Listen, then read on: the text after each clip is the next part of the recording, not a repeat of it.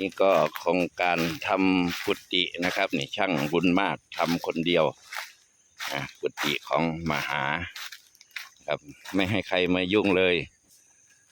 ทำคนเดียว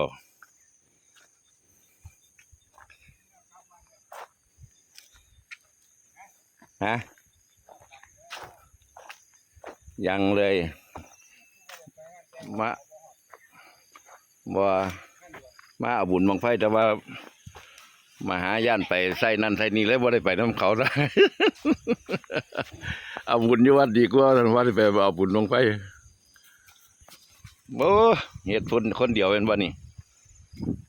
คักแท้ครับ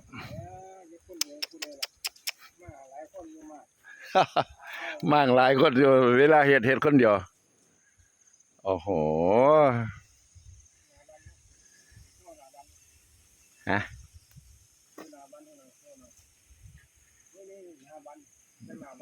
จะไปทายทั้งนานวะอันนี้ก็เห็นเบิดเยอะนี่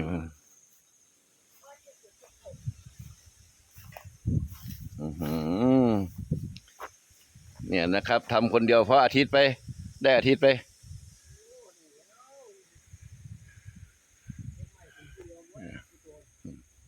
แล่นขึ้นแล่นลงคนเดียวเลยบ่ให้ผู้ใดมา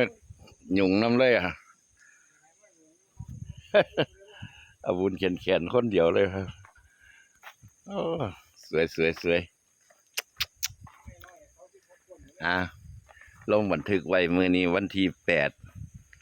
เดือนมิถุนายนพศ2568เป็นกุฏิที่สร้างขึ้นพร้อมศาลาหรือว่าลงไฟลงฉันน้ำ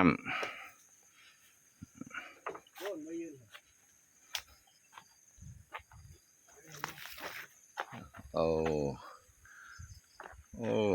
มันสะท้อนแสงพอดีลงมากว่าพอดีครับ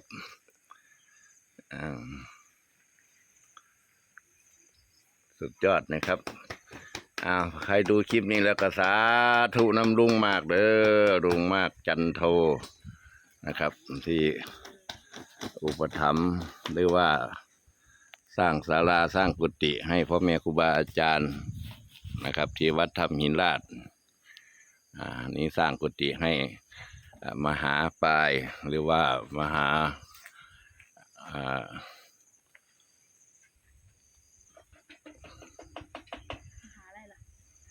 มหากิติพงศ์ภูริวังโสนะครับหรือว่ามหาปลาย